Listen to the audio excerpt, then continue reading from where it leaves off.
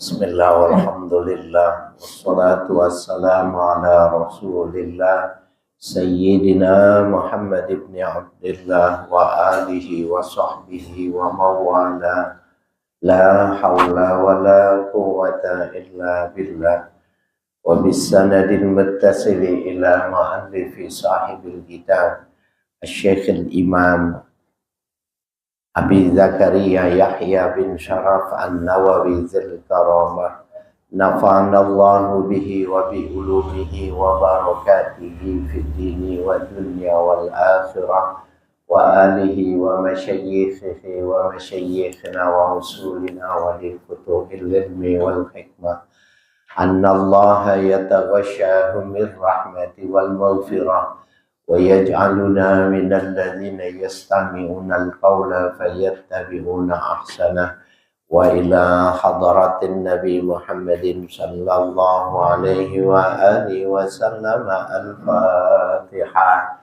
أعوذ بالله من الشيطان الرجيم بسم الله الرحمن الرحيم الحمد لله رب العالمين الرحمن الرحيم مالك يوم الدين إياك نعبد وإياك نستعين اهدنا الصراط المستقيم صراط الذين أنعمت عليهم غير المغضوب عليهم ولا الضالين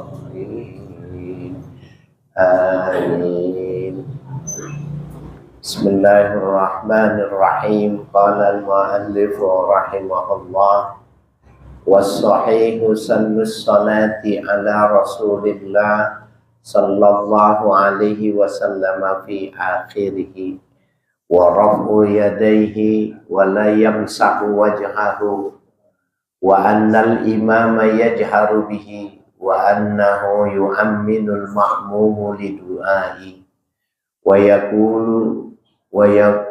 yaqulu sana'a fa illam yasma'u qanata wa yushra'ul kunutu fi sa'iril maktubati lin nazilati la mutlaqan 'alal masyhur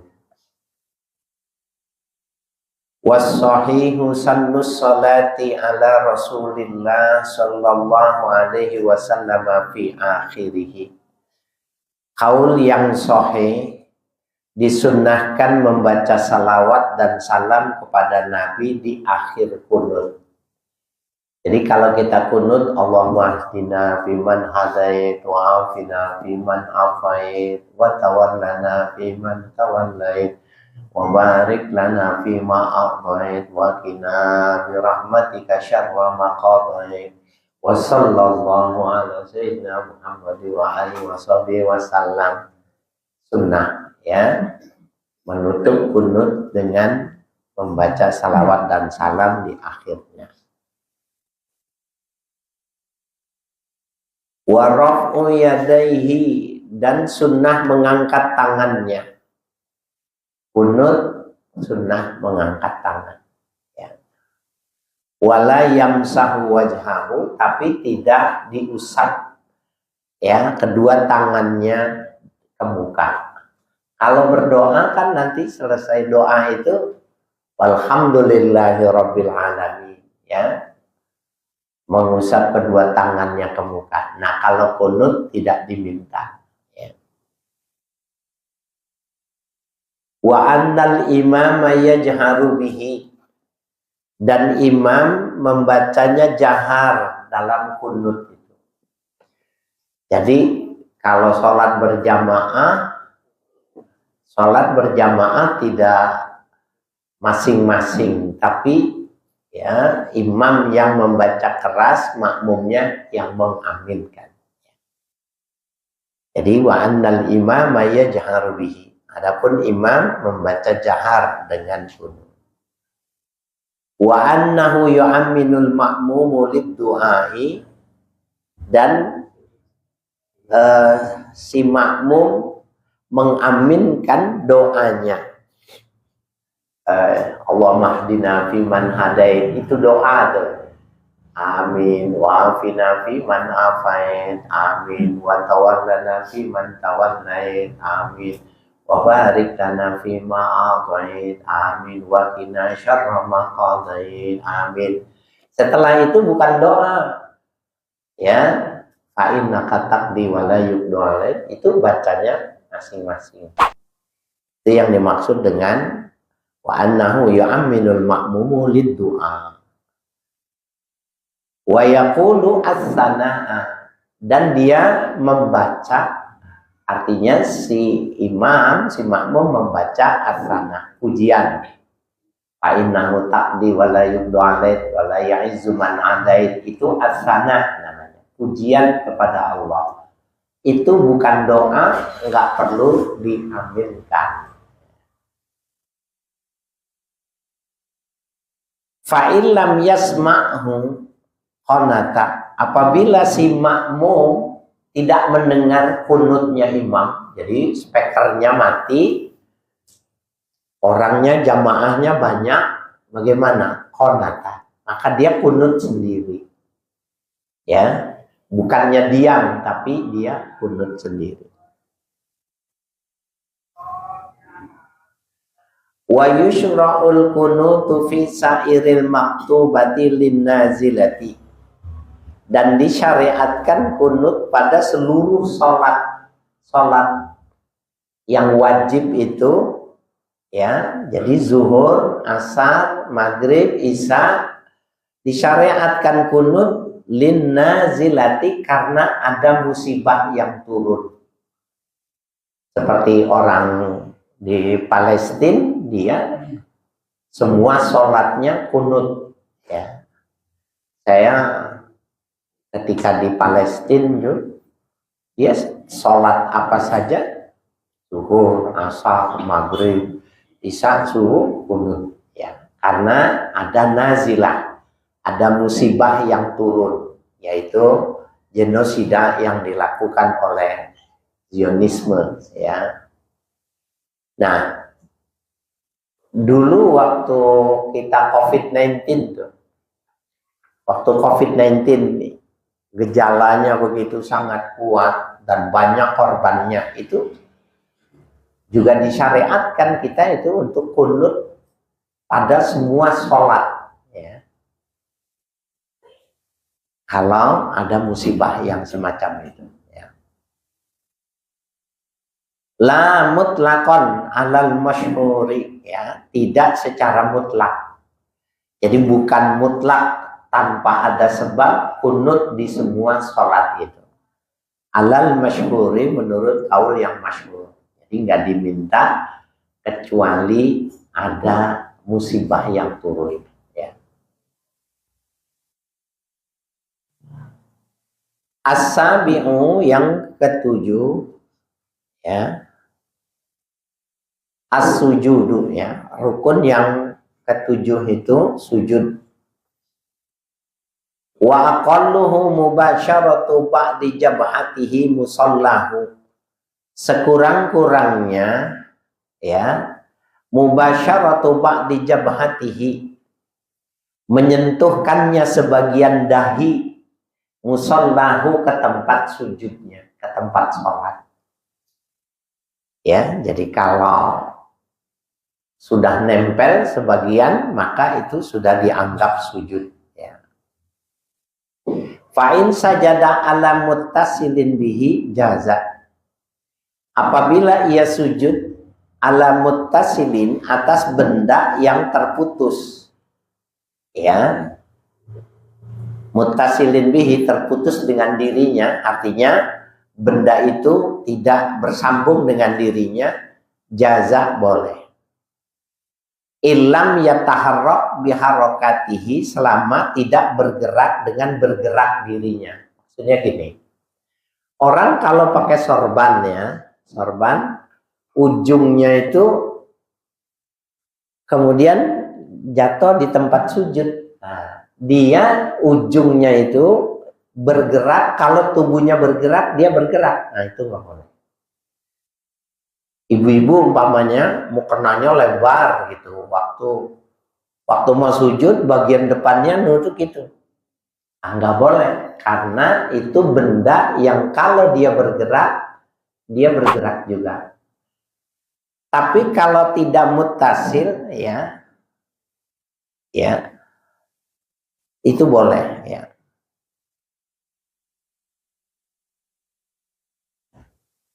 Jadi kalau apa itu di orang Syiah, ya, orang Syiah itu kemana-mana itu bawa batu bundar gitu. Katanya itu informasinya itu batu atau tanah yang dibuat dari ya tempat di Karbala, ya, di mana tempat terbunuhnya Sayyidina Husain. Penghormatan, jadi itu di produk banyak gitu ya. Itu persoalan itu kita tidak memperdulikan, ya, karena itu soal pemahaman. Tetapi yang dimaksud dia batu itu atau tanah itu kalau mau sholat ditaruh di depan. Jadi dia sholatnya itu sujudnya di atas batu itu, ya. Apakah batu itu dianggap sujud? Nah, dia dianggap sujud boleh karena dia tidak bergerak dengan bergeraknya tubuh kita ini. Artinya bukan menyatu dengan tubuh kita ini. Dan kalau kita lihat masalahnya gini, imamah orang Syiah itu tebal sekali. Imamahnya itu tebal. Jadi kalau dia nggak menggunakan batu, maka kalau dia sujud bisa jadi dahinya nggak nempel di tanah.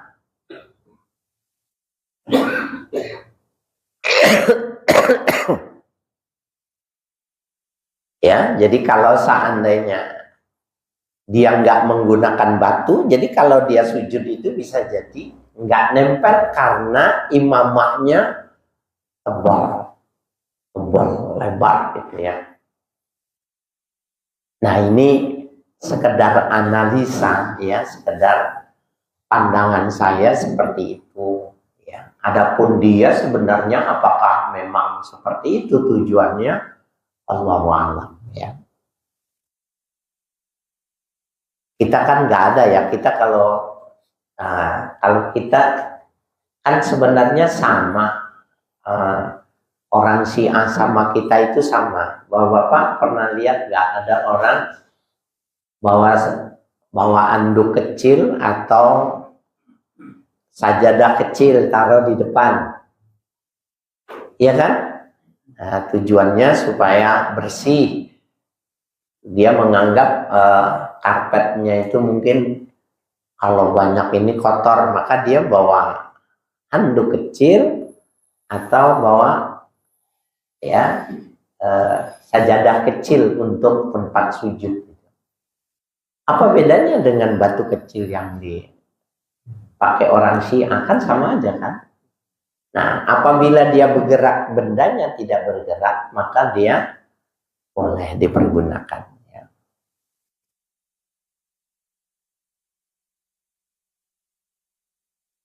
Qultu la azharu al-azharu wujubuhu. Ya. Berpendapat, ya, saya berpendapat al-azharu, ya, menurut kaul yang paling zahir, ya, wujubuhu hukumnya wajib, ya, sujud itu. Wallahu a'lam, ya, Allahu a'lam. Wa yajibu ayat ma'inna wa yanala masjadahu siqala ra'sihi. Dan wajib tuma'ninah. Jadi ketika sujud nggak boleh terburu-buru. Ketika sujud tenang. Nah, itu kata tuma'ninah, tenang biqadri subhanallah. Sekedar orang bisa mengucapkan subhanallah, itu sudah dianggap tenang, ya, dianggap diam. Jadi wajibu ayat ma'inna, wajib ya tumaknina. Wayanala masjadahu, dan ia mendapati tempat sujudnya sikola raksihi, dengan memberatkan kepalanya. Jadi kalau sujud gini Bapak Ibu, waktu kita sujud badan itu miring. Waktu sujud itu kan badan tuh miring ke depan. Itu bisa jadi bobot berat badan itu adanya di tangan. Jadi kita tangannya yang menahan. Kalau bobot badan ditahan, maka kepalanya nempelnya itu ringan. Ya, pasti ringan karena bobotnya badan ditahan dengan tangan. Nah, di dalam sholat ketika sujud, berat badan itu adanya di kepala. Ya, jadi sikola raksihi, ya, berat pada kepalanya. La yahwa li ghairihi, tidak dibebankan kepada selainnya. Nah, itu mengapa kalau orang mempraktekkan ini, berat tubuhnya ada di kepala, pasti hitam. Ya, berbekas. Karena ada tekanan. Tapi kalau berat badan adanya di tangan, maka nempelnya kepala itu biasa aja, nempel aja. Tidak membekas. Ya. Jadi ini perlu dipahami itu. Jadi yang bagus, berat badan itu tidak di tangan, tetapi adanya di kepala.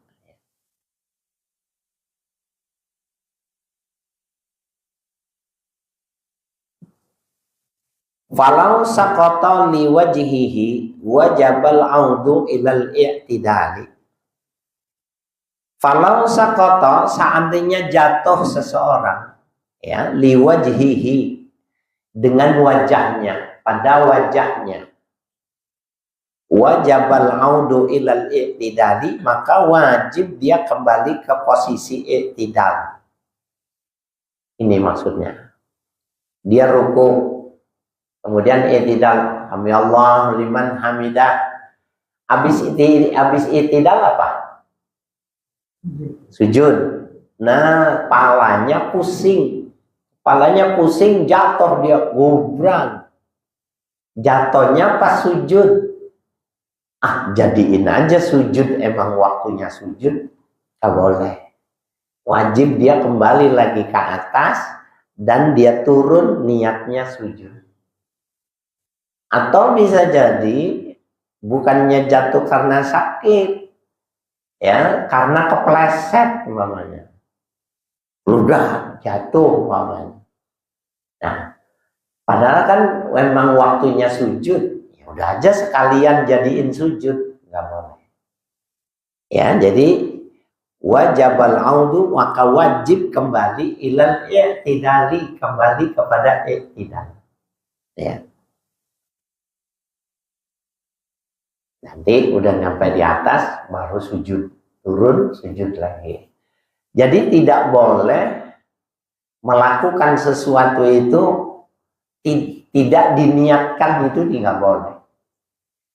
Saya pernah menyampaikan yang lalu itu, umpamanya orang kalau di daerah itu kan biasa ya, daerah Bandung, Bogor gitu, itu punya balong di belakang itu, punya empang gitu.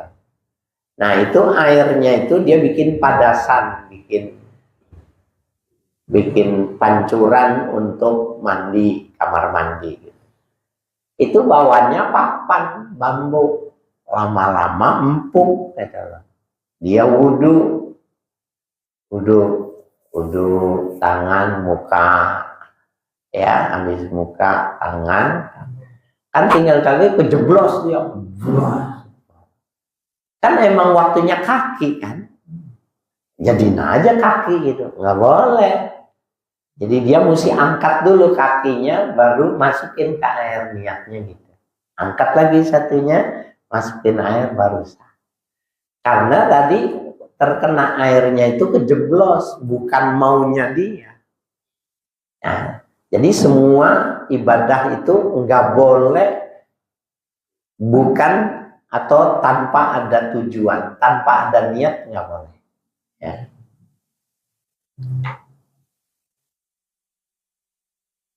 Wa antartafi'a asafiluhu ala a'alihi fil asahi, dan diangkat bagian bawahnya seseorang ya ala a'alihi, di atas bagian atasnya, di atas bagian asahnya.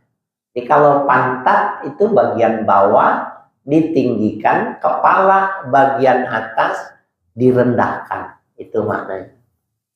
Ya, jadi wa antartafi'a asafiluhu ala a'alihi.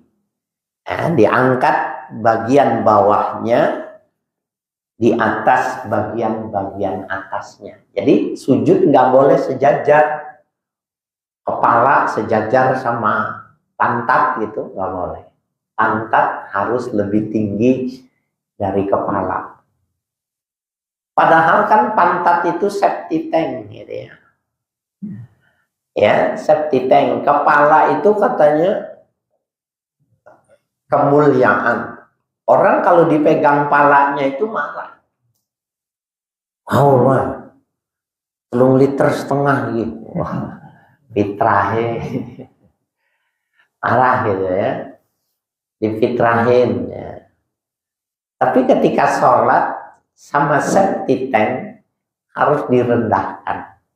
Itu maknanya kalau sedang beribadah, hal-hal yang sifatnya ego, hal-hal yang sifatnya anania, ya bersifat kepribadian itu rendah, kecil, hina di hadapan Allah. Ya. Jadi dengan cara menghinakan semacam itu, baru bisa dia membesarkan Allah.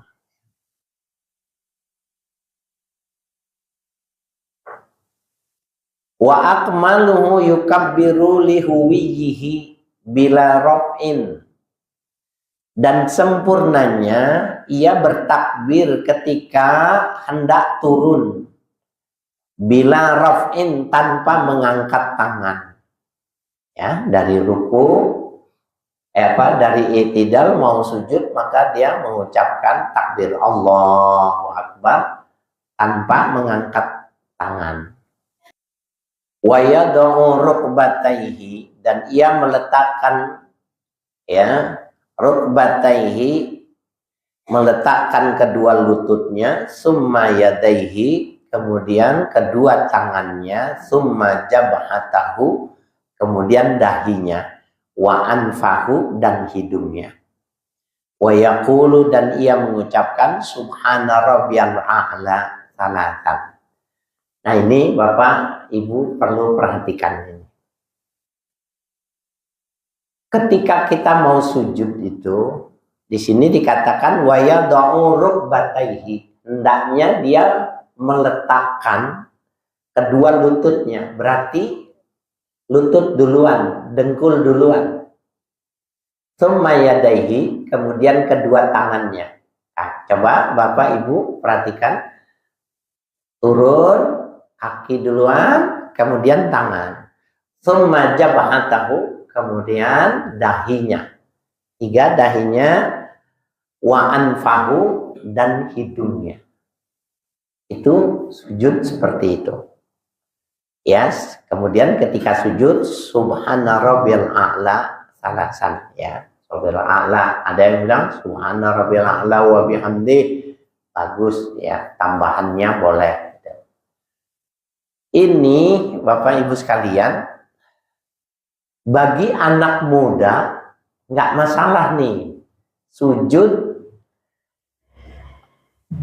dengkul duluan baru tangan. Buat anak muda nggak masalah.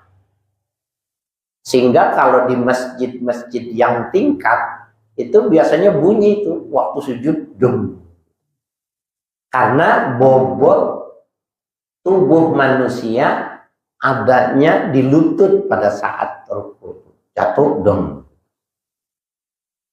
Tapi bagi orang yang tua, yang osteoporosis apalagi, nggak bisa nih.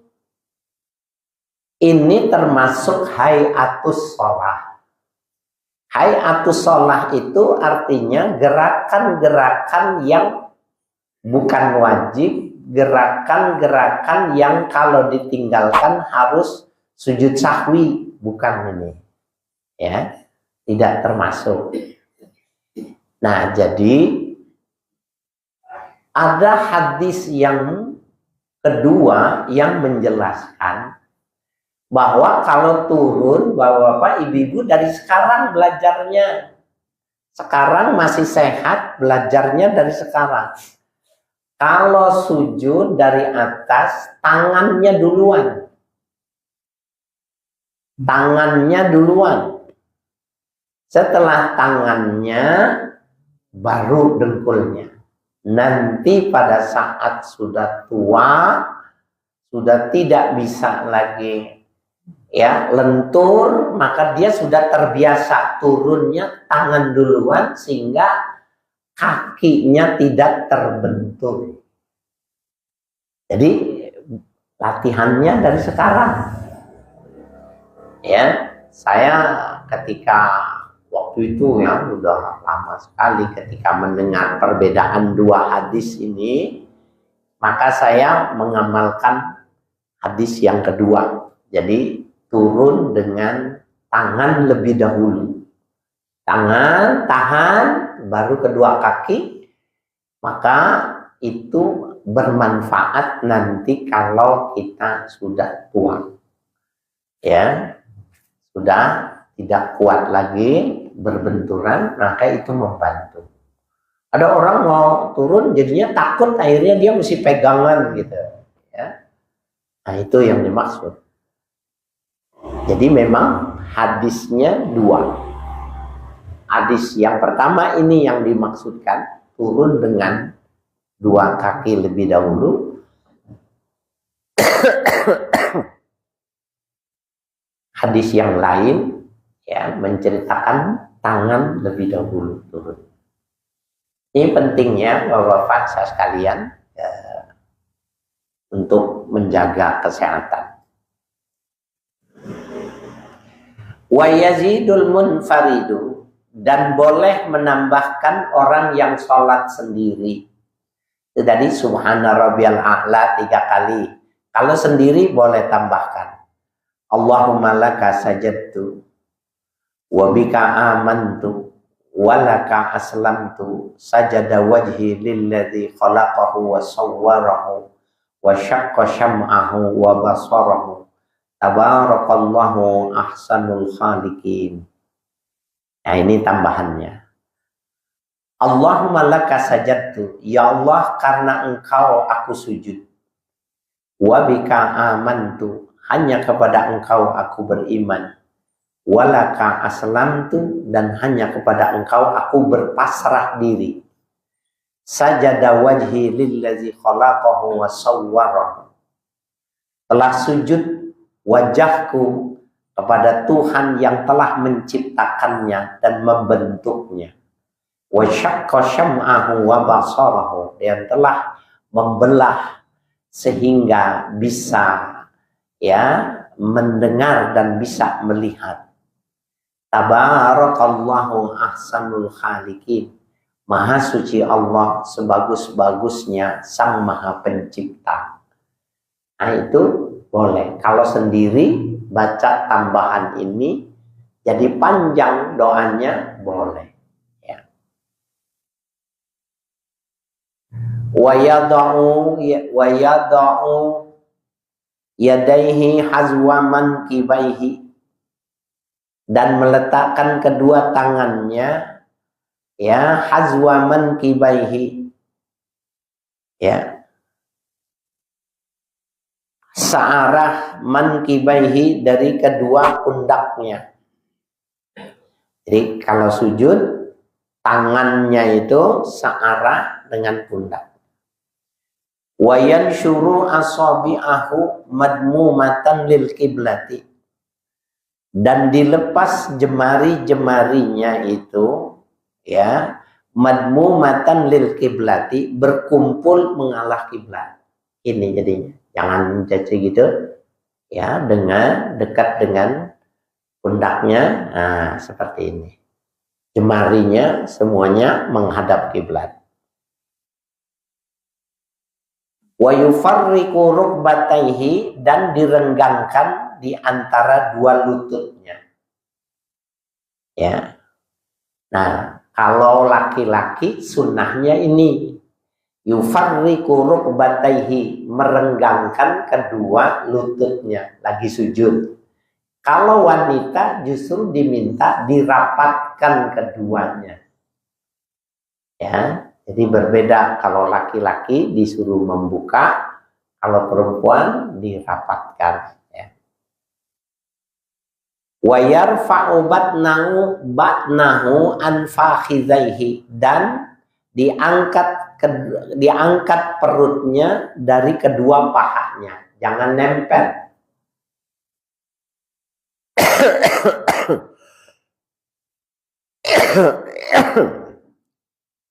Ya, jadi bayar fa'ubat nahu an fakhizaihi, diangkat perutnya dari kedua pahanya. Wa mirfaqaihi an jambaihi, dan diangkat kedua sikunya dari dua lambungnya. Jadi terbuka. Kalau wanita disuruh menempelkan ujung sikunya itu ke lambungnya, ditempelin. Tapi kalau laki-laki baplang gitu ya, malah dibuka. Laki-laki dibuka, kalau wanita ditempelkan. Ya.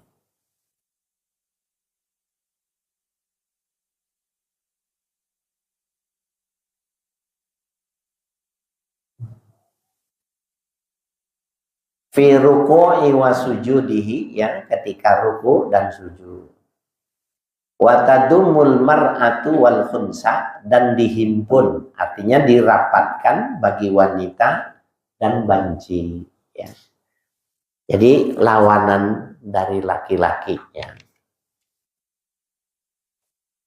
Saya kira pelajarannya cukup sampai di sini.